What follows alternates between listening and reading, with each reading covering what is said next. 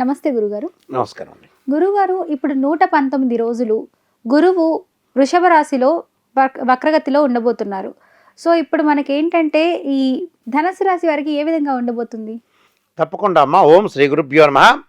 119 రోజుల పాటు గురువు వక్రగతిలో అక్టోబర్ 9వ తారీఖు మధ్యాహ్నం 2:40 ప్రారంభమై మృగశిర నక్షత్రం 2వ పాద ప్రవేశంతో ప్రారంభమైన గురువు 2025 ఫిబ్రవరి 9వ తారీఖు 12:40 వరకు గురువు వక్రస్థితిలో ఉంటాడు. ఆ తర్వాత ఫార్వర్డ్ మోషన్లో గురువు రుజుగతిలోకి వెళ్ళిపోతాడు. ఈ గురువు ఏదైతే మృగశిర నక్షత్రం 2వ పాద ప్రవేశంతో గురువు 40 డిగ్రీలకి వెనక్కి వెళుతున్నాడు వృషభ రాశిలో. వెళ్ళటం వల్ల మరి ఏ విధంగా ఉండబోతుంది? ద్వాదశ రాశులను మనం పరిశీలన చేసిన మిగతా గ్రహాలను కూడా తీసుకోవాలి. కానీ గురువు ఏంటంటే లాభకారకుడు, సంతానకారకుడు, భాగ్యకారకుడు కాబట్టి మోస్ట్ పవర్ఫుల్ ప్లానెట్ ఏమిటి అంటే జూపిటర్ ప్లానెట్. కాబట్టి గురువు మరి ఏ స్థానాల్లో ఉన్నాడో ఆ స్థానం యొక్క ఫలితం ఏంది, అది రుజుమార్గంలో ఉన్నారా వక్రగతిలో ఉన్నారా చూసి మనం పరిశీలన చేసి ఫలితాలు చెప్పడం అనేది ప్రధానంగా ఉంటుంది. ధనస్సు రాశి వాళ్ళకి షష్ఠమ స్థానంలో గురువు యొక్క సంచారం, షష్ఠమ స్థానంలో గురువు యొక్క సంచారంలో వక్రస్థితిలోకి వెళ్ళటం వల్ల 100% శుభాలు జరిగే అవకాశాలు 119 రోజుల పాటు ఉంటుంది. చక్కగా నూతన వ్యాపారాలు ప్రారంభం చేయొచ్చు, మంచి ఉద్యోగం వచ్చే అవకాశం ఉంటుంది. విద్యార్థులు పోటీ పరీక్షలు ఉత్తీర్ణత సాధించడం, స్త్రీలకి అనుకూలమైన ఫలితాలు. స్త్రీలు ఎప్పుడైతే తన చదువును కానీ వ్యాపారాన్ని కానీ ఏవైతే వదిలేశారో మళ్ళీ ప్రారంభం చేయొచ్చు, మళ్ళీ ప్రారంభం చేసి ముందుకు వెళ్ళే అవకాశాలు ఎక్కువగా ఉంటాయి. బంధుమిత్రుల యొక్క సంపాదనతో విలాసాలు చేయటం, బంధుమిత్రులతో సఖ్యతగా ఉండటం, కుటుంబంలో సంతతికి ఉద్యోగాలు, కుటుంబంలో ఎవరైతే ఉంటారో వాళ్ళకు ఉద్యోగం లభించే అవకాశాలు, వివాహ శుభ కార్యక్రమ ప్రయత్నాలు లభించటం ఒకటి, గౌరవ ఉన్నత పదవులు పొందటం, భూములు గృహాలు వాహనాలు కొనుగోలు చేసే ప్రయత్నాలు అనుకూలించటం, వృత్తి వ్యాపార ధనధాన్య లాభం కలగటం ఒకటి, దానితో పాటు బంధుమిత్రులను సన్మానాలు జరగటం బంధుమిత్రులతోటి, అలానే పిల్లల యొక్క చదువుల్లో మంచి ర్యాంకులు పొందే అవకాశాలు, కోర్టు వ్యవహారాలు, గ్రామీణ వ్యవహారాల్లో కూడా అనుకూలమైన తీర్పులు కలిగే అవకాశాలు ఎక్కువ ఉంటాయి. అంటే కోర్టు సమస్యలు పరిష్కారం అవుతాయి వీళ్ళకి. పిల్లల యొక్క చదువులు బాగుంటాయి, అప్పులు రోజు రోజుకి తగ్గించుకునే అవకాశాలు ఎక్కువ ఉంటాయి. స్థానచలనం జరుగుతుంటుంది, ఇంటిలో ఏదో శుభకార్యక్రమం జరిగిన తర్వాత కొంత అప్పులు ఉంటాయి. ఆ అప్పులన్నీ కూడా తీర్చుకునే ప్రయత్నాలు చేస్తుంటారు వీళ్ళు. ఆ ప్రయత్నం కూడా చాలా మంచి ప్రయత్నమే, తప్పు లేదు. అన్నదమ్ముల మధ్యలో వివాదాలు రాకుండా కొంత చూసుకోవాలి.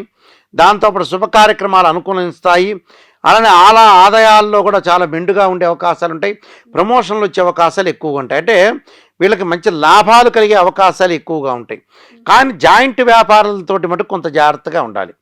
ఏదైతే పార్ట్నర్షిప్ ఉంటారో అలాంటి వాళ్ళతో కొంత తొందరగా నమ్మకూడదు, నమ్మినట్టు మాత్రం నటించాలి, పరిపూర్ణంగా నమ్మకూడదు. భార్యాభర్తల మధ్యలో కొంత అభిప్రాయాలు రాకుండా చూసుకోవాలి.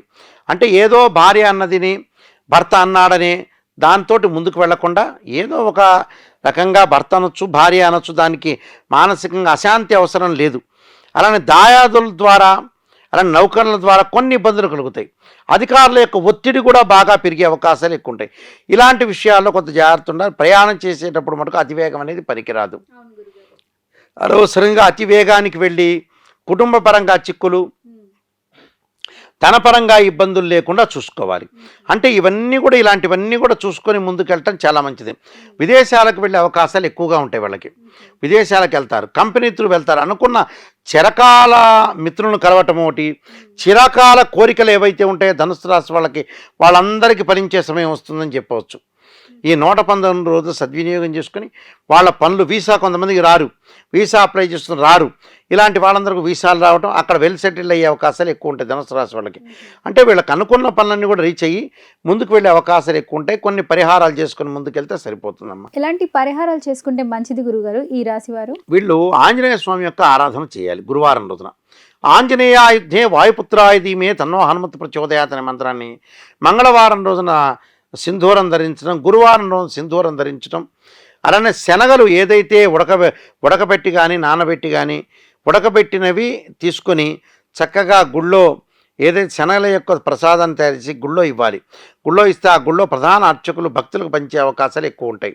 కాబట్టి శనగలు దానం చేయటం, అలానే గురు హోమం చేయటం వల్ల కూడా వీళ్ళకి మంచి జరిగే అవకాశాలు ఎక్కువగా ఉంటాయి కాబట్టి గురువుకి సంబంధించిన రెమెడీస్ చేసుకొని ముందుకెళ్తే వీళ్ళకి మంచి జరిగే అవకాశం ఖచ్చితంగా ఉంటుంది.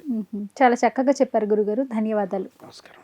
ఇప్పుడు ఆపరేషన్ లేకుండానే మోకాళ్లకు ప్లాస్మా ట్రీట్మెంట్. మీ ఆర్థోపెడిక్ సమస్యలన్నిటికీ రోబోటిక్ టెక్నాలజీ ద్వారా తక్కువ ఖర్చుతో శాశ్వత పరిష్కారం. Free consultation. ప్రతి ట్రీట్మెంట్ పై 20% డిస్కౌంట్. ఈ ఆఫర్ కొద్ది రోజులు మాత్రమే. త్వరపడండి.